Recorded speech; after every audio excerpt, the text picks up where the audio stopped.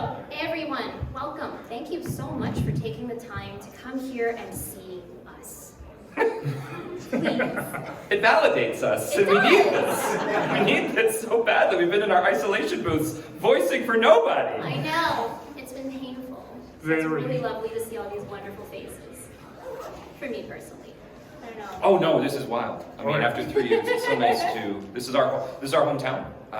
We work as VAs here in your community, and so this is hopefully meaningful to demystify that potential, as it is accessible now to artists anywhere. And yeah, we do have a good infrastructure in Calgary, but the work is online. The work is by remote 90+% of the time, thanks to COVID. So, you know, we could talk about. I'm not leading this. You know what? I'm not. I'm adjudicating. Yeah, I'm auditing. There's nothing worse. I think we're supposed to do intros, and I'm already wanting to talk. The teacher is watching and judging you. Well, just so that you can have your moment, you might as well start and do the first intro. Should I introduce? Yes. Oh, golly. Ladies and gentlemen, to my far, far right, but she is more of a centralist. You've heard her as Kumi Okazaki in Cardfight Vanguard G. And if you played Owen of Sorrow on the PS4, you heard her as Radagonda. She grew up loving sound and music and animation, sings in the shower and into a microphone too, cries during Shinkai movies. She had a singing teacher tell her that she had a bell-like sound to her voice, and she's Calgary's favorite half albino, Nancy Situ!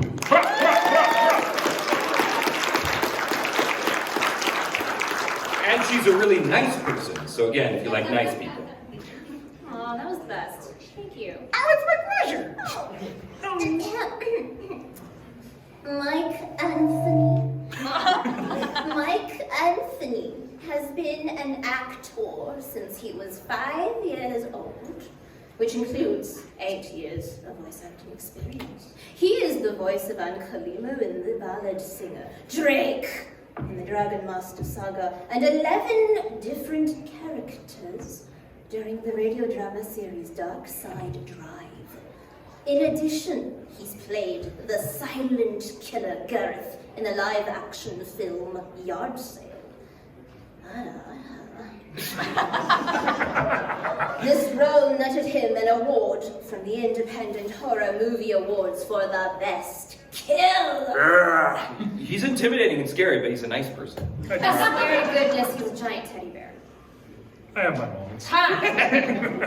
In the future, keep an eye out for Mike in the upcoming animated movie, Undergrads, the movie. What? Where not only is he an associate producer, you'll see him in the movie too. And lastly, Mike along with me, we are creating our first video game together.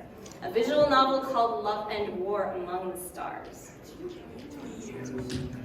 Oh, my God! Thank you. I know him. I know this guy! I hope so.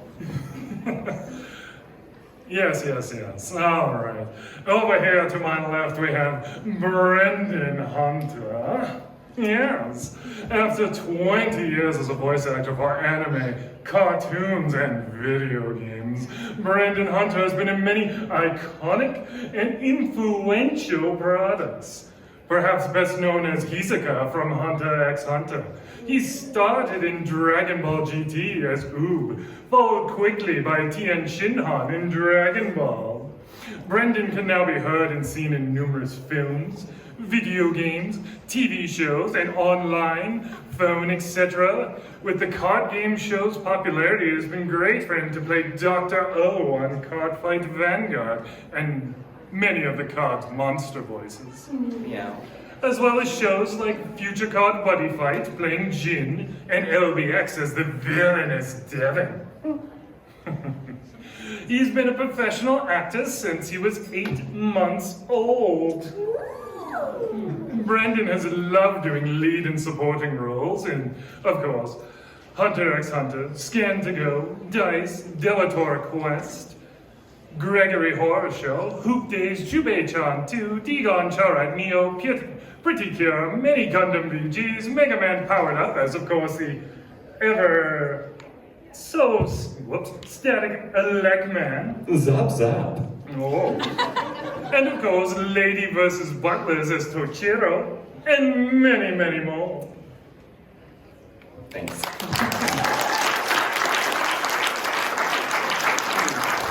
And personally, I can also vouch that I have learned and studied from the great Brendan Hunter himself. So, you can either thank him for all the great work he's done or blame him. Either way. Be fair, be fair. Okay, so panel question for the both of you and eventually me maybe. What got us all into voice acting specifically? I was already a film and theater actor, so I had an agent and they let me know of these opportunities, which I didn't know were available in Alberta, and that's lovely because we do have quite a lot of studios for our population size, which is great. And we do have a lot of sister studios that work basically in conjunction with a lot of West Coast studios. So you basically get to be included just by going to those places, or in COVID now, of course, you get patched in. It's like you can do it from anywhere that has good bandwidth and a decent amount of sound control. I don't think that was exactly the question. I went to an audition and they said, okay. Yeah, for me, I was the theater rat growing up, all through school.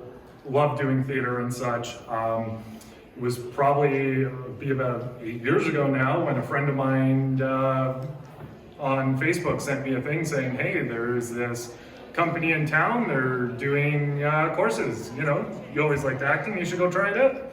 So I went up there and we were doing like a dub scene where it was Goku fighting Piccolo in the original Dragon Ball, and I was playing Goku, and it was the whole scene, there was no words I got to spoke, it was all fighting noises and actions.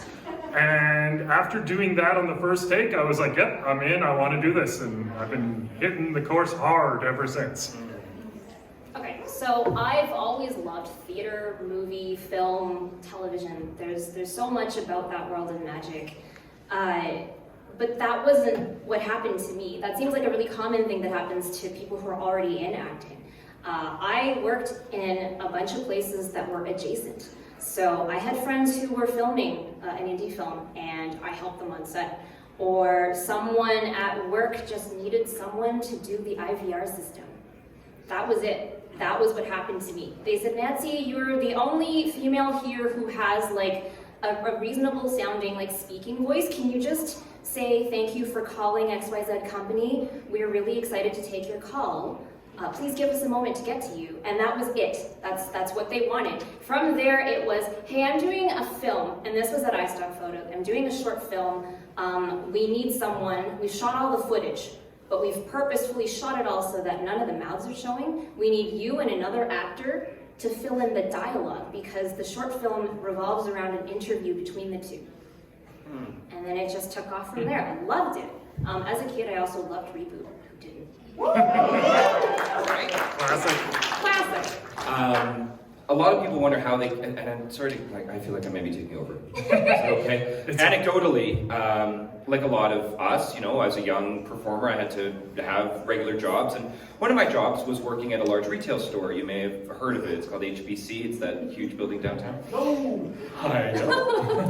And so for a while, I was doing things like making the windows look pretty. So that was kind of neat creatively. But then I was hearing how the overhead announcements were really awful and really disimpassioned. And so I said, I could do that if you guys want to. And that became a part of how I started to curate how I could utilize this aspect of me in that very specific way. And a lot of people I know are taking that kind of idea and taking it back to their employer and going, do we need IVR? Do we need something for our social media? Do we need some brand voicing that will help us? And can I be that? So that they can start to grow that with their company and hopefully increase their value, but also start to get some credits that people will recognize, that they can go, I am also that thing. I'm not still hoping to be that thing. I'm taking the ownership or the agency in that and creating those opportunities, which can be a great place to start and it being a safe environment to be able to flourish and hopefully be valued.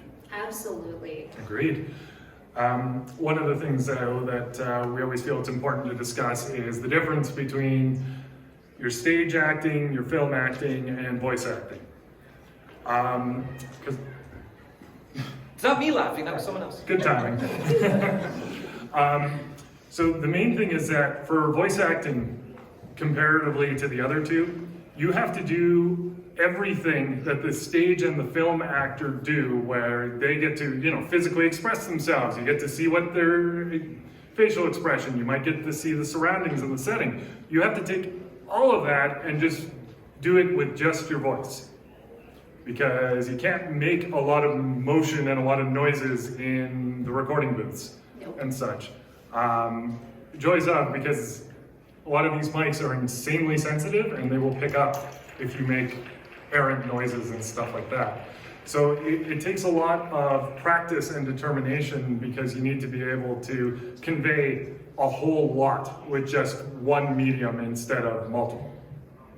That's not to say that that movement is not wanted or encouraged. It is. You just, again, like Mike's saying, you have to be cautious. For those of you that are getting into it, a lot of the time we'll say things like, you do the put-em-ups, keeps your hands up so you can gesticulate, but they're not likely going to hit things. Mm-hmm. Or the starfish stance, which is, feet shoulder width apart, knees are bent. Yeah, exactly, right? Yeah. So you can still have your movement. Touching my cane? Why are you touching my cane? You're not because, when you are doing the aggressive nature of the character's needs, it is great to have that body helping you. But you just have to make sure that the clothing isn't going to move and make sounds. So, COVID's great because clothing is optional. It's your own home studio. You do whatever you want. But also, a lot of that stuff can really help get it into the rhythm of the breath and the body so that it feels like it's representing something authentic rather than, I'm running, now I'm punching, oof. It's helpful when the body's not involved. So. Yes. It's a greater application of show, don't tell. You never go and you say, I'm sad. Right. Yeah.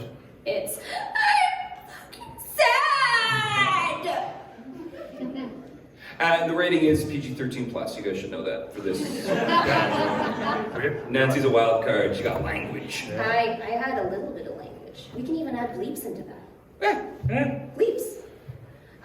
But there's certainly a lot more restriction when it comes to your ability to feel like you can express like this. As Brendan showed, you can be a very active, dynamic person in the booth.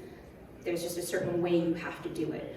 But if you go into a booth, and this was a mistake I made a lot when I was first starting out, I went into the booth and I was very static. I was true static. I was afraid of the microphone hearing anything but me. But there is technique involved around that, and those are things that you learn when you take on, education, which is something that we highly, highly recommend that you do when you're getting started, and you want to learn if this is for you. You want to learn if this is something that you truly feel that passion for. If this is a craft you really want to hone. And to that point, most of us experience stress and anxiety. There's nothing wrong with any of that. It's a very human and natural occurrence. But what we tend to do is really stagnate. We get really still, we start to flex, and we start to breathe really shallow. All the things that start to eliminate your ability to be the best you. And so it's hard. I mean, it's really, really challenging when you're feeling those things to remind yourself that I'm only going to be able to express myself if I can get back into a breathing modality that's going to allow me to express myself honestly. So the put-em-ups or the starfish stance can also help just to keep the body from stagnating. Because if you're like this, you're likely going to find some amount of flow, even if it's really minor, so that the energy doesn't lock up and you start to just be static. It is a detriment, right? When you aren't able to be present. Because you guys know, when you're having a conversation, you might not be a hand talker, but the energy is changing all the time. You're reacting way more than you're acting. You might have an agenda or an intention, but you have to be available to what the reality is and pivot and adapt. And then that's what creates the organic, in-the-moment authenticity that makes us go, oh, that's really happening. That's really for me. That matters now. It's not safe enough that I'll get to it sometime. It engages and captivates, and then we just feel, right, that means something. So I love that you would bring that up, because that's the most common thing we all tend to do is we shut down when we are wanting to do good work, but also suffering the repercussions of being human and experiencing the stress and anxiety that go with trying to do a good job. Oh yeah, stress, pressure, you can definitely feel rigid and such, and it's the thing is that when you let the negative stuff pile on, it will influence what you say, how you act, etc.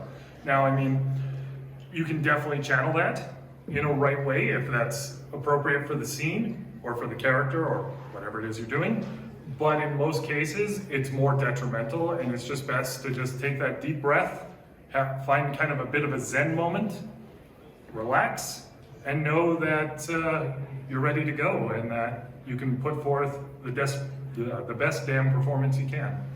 And maybe depersonalize it. It's not really about you. You know, you get to have this noble honor of lending your energy, your voice, your spirit, however you want to think about it. You get to lend it to the service of the project or the character. And that character might be also going through a bunch of things. But if you can put that onus on, okay, they're not terrified to speak up because they got shit to do, then that can sometimes help to give you enough of a foundation to go, right, I'm scared and I think I'm going to do a bad job, but they're fighting for their life. I'm going to try and give them that, and hopefully it'll knock you out of that feeling. Mm-hmm. And that's not the only application for voice acting. There's tons of industries where voiceover as the overall umbrella extends to. You know, there's the obvious ones, all the reasons we're here, animation, video games.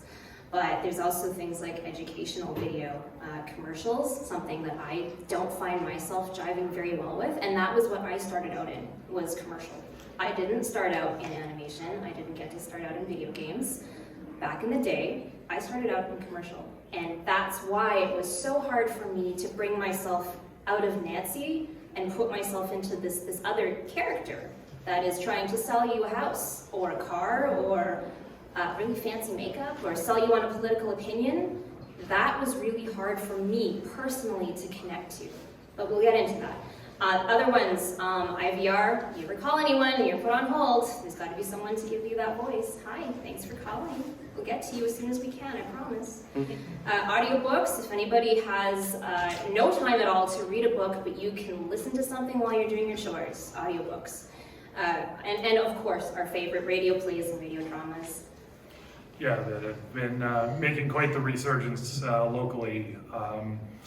It'd be through CJSW, the university station. There's been programs like Dark Side Drive, where we've been doing kind of Twilight Zone kind of shows, as well as the, the Radio Playhouse, Justin, right? CJSW Playhouse. Thank you.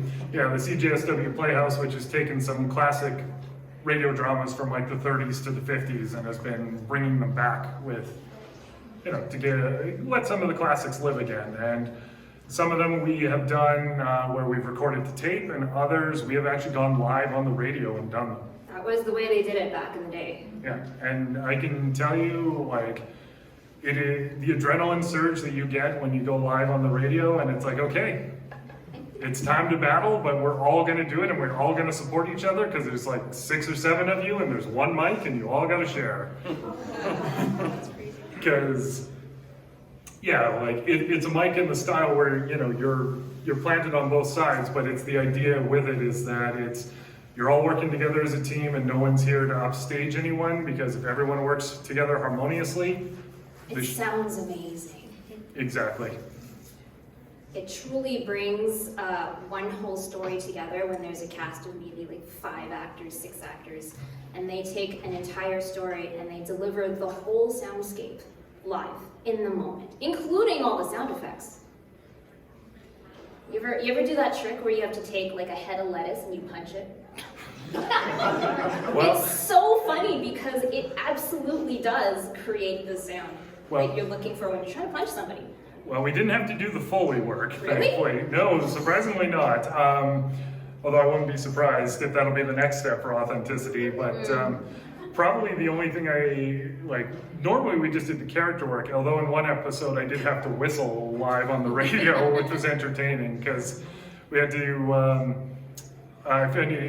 it's the old classic, if Peter and the Wolf, the theme, because my character at the time was a murderer in a radio station, and this was his little, he's coming to get you kind of thing was to whistle that. And let me tell you, it's quite entertaining when you're like, okay, I'm about to whistle, and then you're licking your lips like 18 times before the scene because you're like, don't want to panic and have a bad note. Be fair, be fair. Okay, so what kind of advice would the two of you give someone on equipment when getting into voice acting? That the space you're recording in is more important than the microphone. Absolutely. A lot of people want to get a really great microphone, which I understand, and that's a good goal, but a poorly treated space is going to just sound worse with a great microphone. So a lot of people will start with, a pretty nominal investment of traditionally a USB mic when they're just starting out to figure out kind of how this is going to work. And the more control you get around that mic head, you can get some pretty nice results. I've been in hotels where I've just taken apart the couch and made a pillow fort and just put my mic in there and did my work and then went back to the convention. And that's not perfect. It's very hard to get perfect sound, but it's something. And going into a walk-in closet full of clothes, all of that takes the echo out. It really makes it feel warm and intimate again. And then you can start to reevaluate, is my sound strong enough based on the equipment I have, now that I've got some control over that environment, because now I actually can give them me. Otherwise, people rely on a lot of plugins, or they do a lot of mixing or EQing after the fact, not really thinking about what's that also doing to their offering? What's that taking away from their voice when they strip that out of the ambient sound that they want to eliminate, which makes sense, but it might also be taking things out of your offering, which now kind of makes your offering less authentic, less you, and harder to replicate for future clients depending on where you're going to record. I'll ask a quick question to the audience. How many of you got a cell phone on you? Guess what? How many of you with that cell phone have a microphone app on your cell phone? Guess what? How many of you are going to download one after if you don't? Because the point is that modern cell phone is a great practice tool in this day and age because it goes with you everywhere. You can record whenever you want. You can practice. You can also use it as a means of testing to see is this area treated well enough before you hook up all your main equipment as well. And especially when you're starting out, it's a great way just to practice, record yourself, play it back, listen to yourself, and see. And it's not to criticize yourself, but it's just to say, okay, how did I do this read? And then the next time, record yourself again doing the same thing, but try something a little different. And then you can compare the two and be like, okay, I like this on this take and I like that on that take. So then it gives you an idea of an inexpensive way to practice, kind of thing. And I can't stress enough that it's really important for you as the actor to get really used to hearing yourself. I don't mean start loving the sound of your own voice, because I can't talk for hours and hours the way Mike can. But you have to know what you sound like, and you have to know where you need to work on your craft. You need to know why you like the way that sounds. And for some people, I really understand when you're first starting out that, oh my God, I sound like that. That's really awful, I hate it. And a lot of people that I've mentored over the last few years have said similar things, like, I love voice acting. People keep telling me that sounded good or this sounded good, but I hate listening to my own takes. And that is something you do have to get used to and get over, because you can't improve until you can listen to yourself and say, no, I gotta do that better.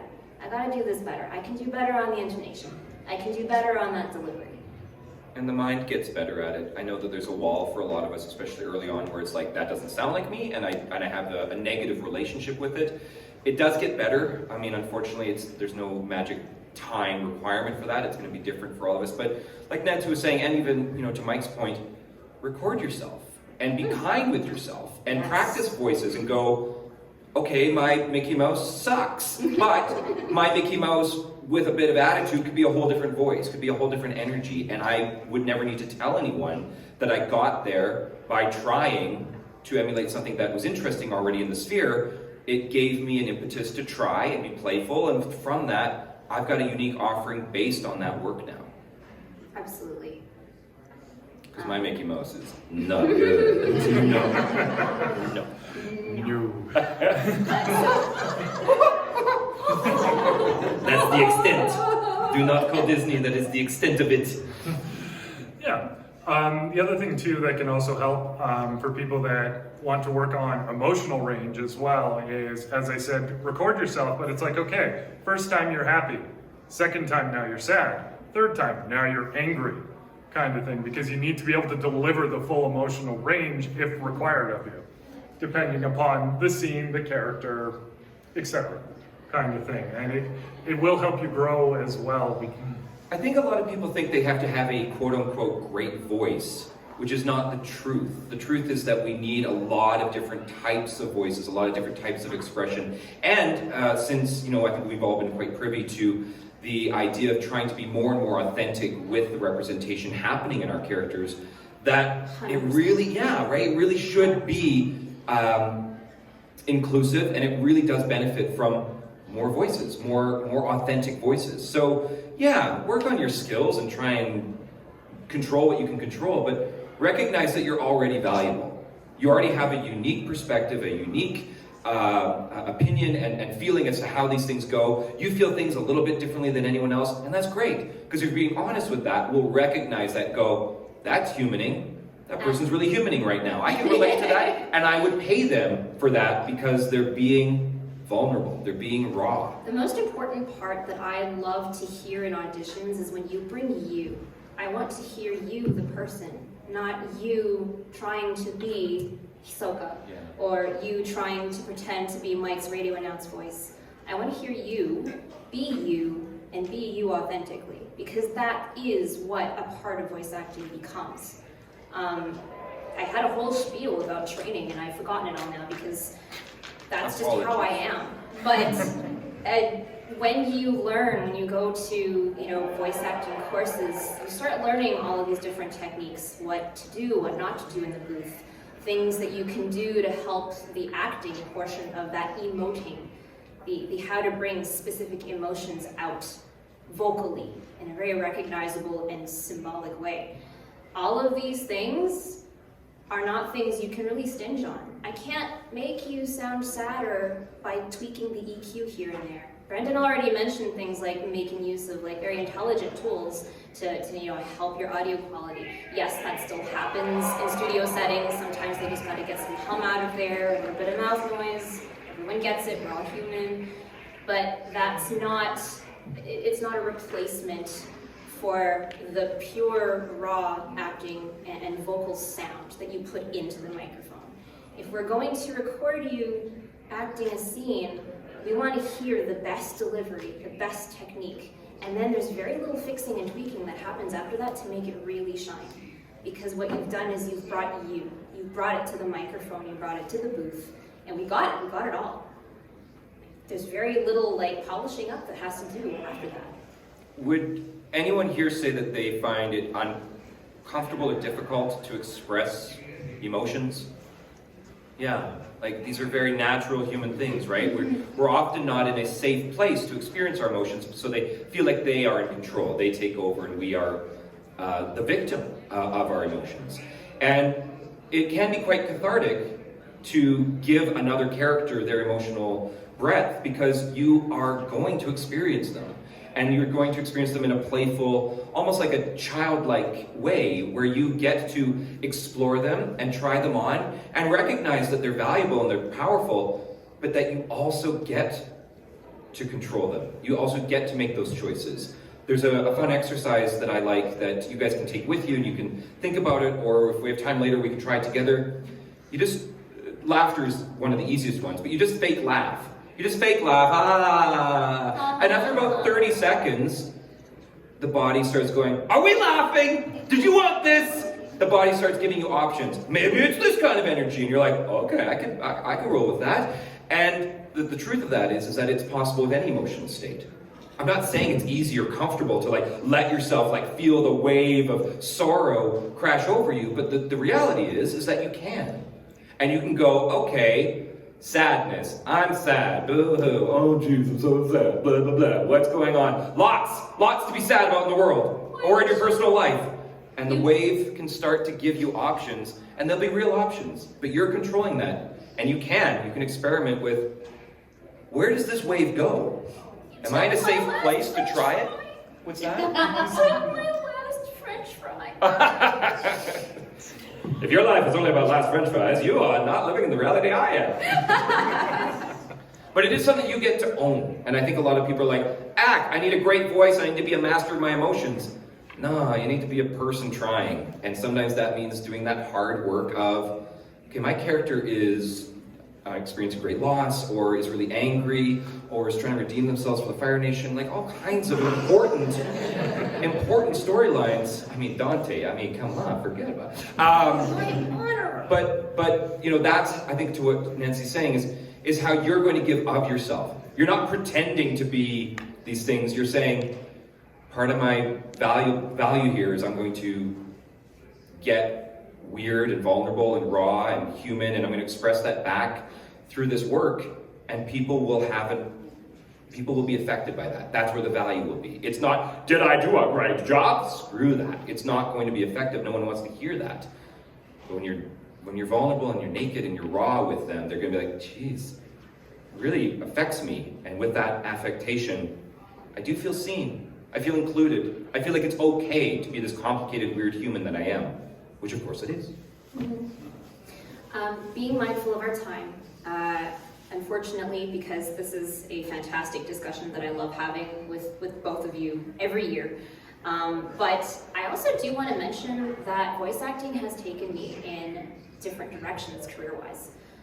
Being the voice actor and then becoming more and more accomplished at it and better at your craft, that is one of many paths that your career could take you. Some people I've worked with have discovered I really love being an audio engineer, and they've gone that route. I love being able to mix the scene, shape it, sound it. I like being able to craft the whole track, not just provide voices. That's one way you could go. Ways that, for instance, Mike has gone, director, writer. Some people have found out they like writing the story and the words the actors say rather than saying them. And they found that they are really, really good at world building, creating a story, one that touches people, one that makes a difference. And that's the path they choose to go. So voice acting is really just a gateway to so many other things that are also in that creative sphere. Agreed. It's the whole thing of, it's such a symbiotic relationship with the arts and such, and everything can feed into something else. And if you love one thing, it's great. As soon as you get to that point and you want to try something new kind of thing. And it's still with voice acting and such, where it's like, yeah, maybe you started off in commercials and you're like, you know what? I know there's a video game coming out, I want to try for it. So what do? You get there and you get that audition ready and you try for it. But of course, the question is where do you find those auditions? I don't know, Mike. Where do you find auditions these days? Oh, where do I find auditions? Well, the internet for starters. I mean, I know. Internet. Sure, can we write that down? audition. Oh yes, please do. Internet. Yes, because I know that was so specific. Regardless, I will tell you two places that I find a lot of auditions. That I do flip auditions to these guys as well when I find stuff for them. One of them, Facebook. Ironically, there are a lot of voice acting groups on Facebook where people will post varying either links to things, or they will post gigs outright. Now, some of them vary, of course. Some of them will be small gigs, some will be large gigs, some will have pay, some will not. But it's always important to keep looking and keep checking. The other one that I find a lot on, because especially for those of you that are interested in video games and animation, is actually Twitter. A lot of the indie gaming companies and studios are all on Twitter. 100%. And a lot of them are all over the world. They're more than happy to talk most of the time. Can't say I bat 1,000 on that, but I can tell you for some projects that I'm currently discussing with people that I'm trying to bring auditions to Calgary so that we actually have a chance at some of these roles. There's, for example, a cyberpunk style video game where the creator's in Portugal. And there's another one where it's a giant kind of choose your own adventure style audio drama that's being made in Italy. And I'm trying to bring them over here so that we can do the English, dubs and stuff instead of, them hiring out to LA, New York, Texas, those kind of places. Because ideally for what I want to do for our community is to grow it to an extent that we can become like a major hub of our own, that we don't just get passed over. And every center has its infrastructure. I've mentioned a few of the studios that we have here, which is great. But I will tell you, you can audition 20 times a day on like a pay-to-play site and book, a gig or two a week. And start building a clientele that sometimes come back again and again and again. And yes, these things do require a certain amount of investment, and that might be an annual subscription, anywhere from $200 to $2,000, depending on what you're trying to compete for. But that will also open up the market, and you can go, well, if I go with one of these providers, and we can talk about those at any time, they're going to have a bit of everything, or this one's more specific for this type of genre that I'm interested in. And you can kind of go, well, that's what I want to do, or I'd like to get an education on all of it, and start to choose where you want to put that time in, and then it's up to you. Every day the things come into your mailbox, your inbox, and you go, that's either for me or it's not, and I'm either going to go for it or I won't. And it kind of demystifies, well, how do I find work? There's tons of work. There's hundreds of auditions being posted, and some of them are behind a paywall. And you can understand why that business would exist. But lots of them, to Mike's point, are just people going, I don't know, there's great communities online, there's great forums, there's great fandoms, there's great groups and great other ways of connecting. And it's only there, and they, exclusively on their Twitter or exclusively on a VA page. And that can be nice too, because then you get to know those people. Places like Casting Call Club are kind of like community theater for video game and anime, because it's a lot of newer, younger creators that are figuring it out, and sometimes the budgets aren't there, but the experience is. Just like if you were to go into an indie film or go into a community play, just to get that experience, so you can say, I don't want to be those things, I am those things. I am those things, and I've got this amount of understanding and work behind me, and I'll keep being this thing, and I'll keep getting better at my offering, which is yours to cultivate, your brand to curate and share. Yeah, a question I'm going to ask. Do we have any more kind of introverted style people in the room, just out of curiosity? Me 100%. Okay, yeah. Now, I will say that when I was younger, I used to be quite shy, and it's something I really had to work on, to talk to people, especially random strangers that who knows who they are, or they could be on the other side of the planet kind of thing. But it's something that as the community, especially when you're going out there trying to make contacts, which is always key. One of the things I will tell you is Dark Side Drive, for example's sake. Justin over there, who is the producer. So nice. And as a subtle hint for anyone looking for a contact, couldn't hurt to go talk to him after this panel.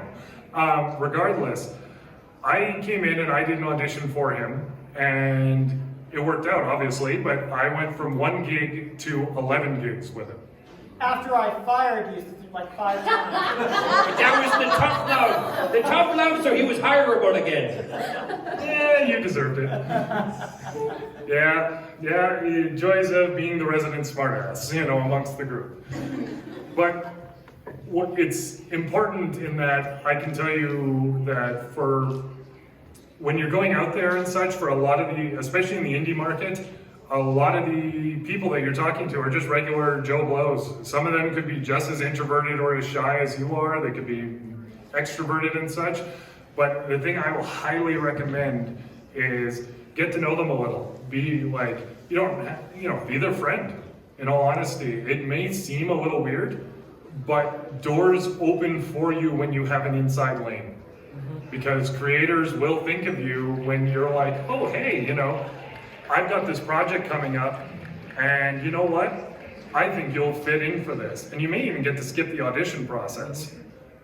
And you might just get casted outright in their project. It's not a guarantee, but it doesn't hurt to try.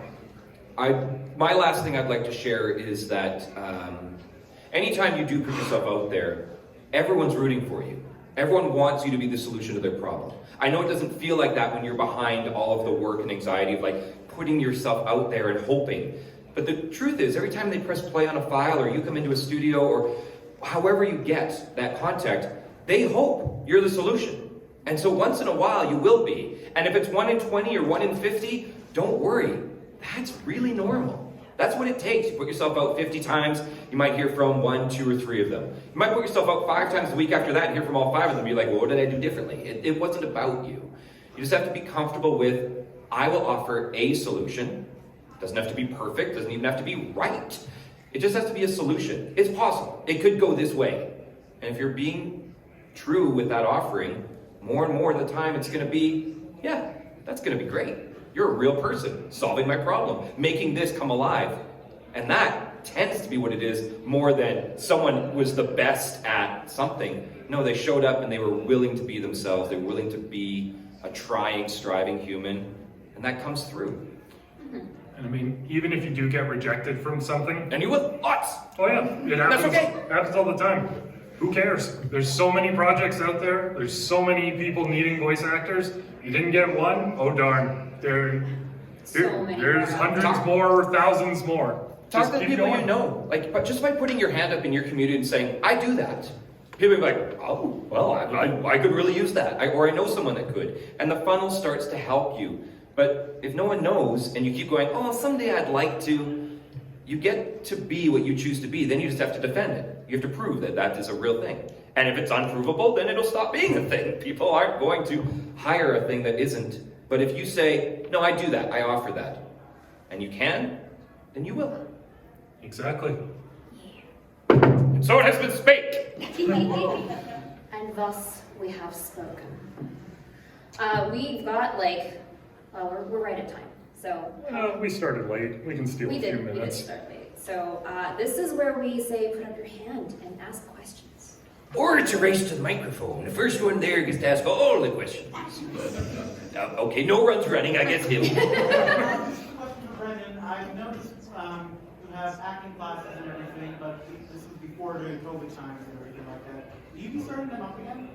I've been able to expand because it's online now, so I've got clients and students all over the world. So at brendanhunter.com, we announce usually a monthly offering.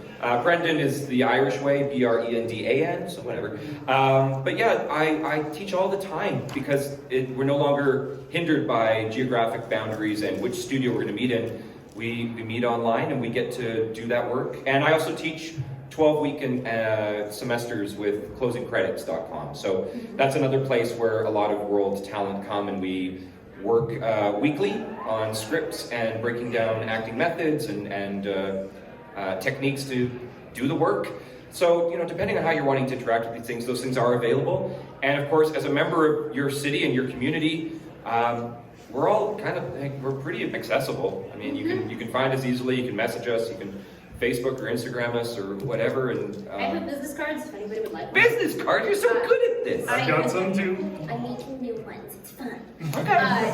Please come grab one. Come see There was me. one other question, I think. Yeah. Yeah. I had a question about people starting the voice acting thing. Whether are they like models or like other professions that need a portfolio, or like you record a certain type of stuff to send out, or how does that work? Essentially, what it is once you build up enough experience and such, and usually through training, your teacher, in this case, like Brendan, will essentially will let you know when you would be considered demo ready. Now, demo ready is kind of essentially like is your calling card that you would hand out to clients, potential clients, kind of thing, and be like, here's a recording. Usually they're tailored to a certain genre, like animation, commercials, etc. They're usually about a minute to a minute 20, and usually with about 4 to 6 examples, kind of thing, of your work in your range, give or take. Usually you always want to start with your best foot forward, so to speak, or your best voice, because a lot of studios, they'll listen for 5 seconds, and if they're not hooked, click next, kind of thing. So it's always start strong. But that doesn't stop you from working today. No. Not at all. These are great tools when you're trying to maybe expand your territory with a new agent, or you're trying to get in with a new studio or a new client that is one of your goals, a goal client. Then you might want to have something cultivated and curated that's ready for them. But for the daily auditions that we can all access and all find, whether through a pay-to-play portal or some of the ways that Mike has mentioned, they just want to hear your take on it. And if you've got an offering that's halfway decent that might solve their problem, do that today. And then you might start to notice the things that people are going, hey, I like you for that, or we shortlisted you, or we don't have that for you, but we have something else. And you can start to go, where are people seeing my value? Because that might be different than the mirror that I see of myself, which again can help you cultivate what kinds of offerings might I want to put out into the world in higher ways, like a formal demo, which probably would be embarrassing to a new VA 6 or 12 months down the road, because I was such a baby, I didn't know what I was doing. But in the beginning, just try your offering. Try to see if you can solve a problem with your possibility. And if you're getting 1 in 20 or 1 in 50, know that that's what pros are getting all the time. Start auditioning today. I don't know if we have time, but there is that one hand at the back. Yeah, why not? Till they kick us out. Yep. Acting groups are a good idea to get practice, or do you focus mostly on pure voice acting, or just mix a bit of both? Well, it's really wonderful to be comfortable, if you have a background in improv, or if you've got any background in a performance or in an expression, even if that's music, because the languages we learn to express ourselves can all be brought into the vessel as an offering, right? So if you've got improv and trombone as background, you're still used to, well, I know how to support my breath, I know how to create resonance, I know how to emote through that expression. Good posture. What's that? Good posture. Sure, good posture, but also just being able to be playful. A lot of us lose our playfulness because it's not celebrated in our adult life. We're told to sit still and be pretty, and we try. But a lot of times, our emotional and bright and loud selves aren't celebrated as adults, and that makes sense because it makes other people uncomfortable. But the reality is that is what makes you valuable when it comes to your art and expression. And so I try and say whatever you think makes you weird is what makes you valuable. You just have to find the medium that you're allowed to express it through. And if that's the trombone or voice acting or interpretive dance or whatever, then find the weirdness of you and go, it's valid, it's based on reality, I'm capable of sharing that, and find that outlet, and it will be valuable. Do we have time for Prince Zuko? Yeah, why not? Prince Zuko. We haven't yelled at us yet, so we're gonna... Oh, and the microphone gets used. Whoa, that's it. My voice is kind of quiet. I wanted to ask, at what point of being a voice actor do you think you can make it your sole source of income, or I guess turn it into your main career? Because you could say that when you're starting out, you have to take on other jobs. Yeah. At what point do you think you can just make it your sole income? Some people think that that's the goal, and I think it might be a bit backwards, because this can be a part of anyone's life for as long as they want it to be. Whether it's 5 minutes a day, an hour a week, 5 hours a day, whatever you want to put into it, you can. And you will see an ROI. I mean, if you're putting out 20 auditions a day, the likelihood is you're going to get a lot more gigs if you aren't if you're doing a decent offering. But most people don't make voice acting their full-time gig for quite a while. Because usually that tends to be a certain amount of infrastructure. I have an isolation booth and a very nice microphone, and I have to blah, blah, blah. But then I also get to choose, do I want to keep auditioning 20 times a day because that's exhausting? Or do I start to see, I've got some work and I've got some long-term clients, I can just do that for a while and then reassess. And you can do that every week, every month, every year. And sometimes you will want to be a voice actor all the time. And sometimes you'll be like, I just want to do anything else. Anything else. I need a vacation. No. Well, I just got the signal, so unfortunately, guys, we gotta call it. But thank you all for coming. If you have any other questions, we will be out in the hall for a little bit, so please feel free to approach. We'll be the kids in the hall, but don't tell Dave Foley. We'll also happily give out any business cards to anyone who might want them.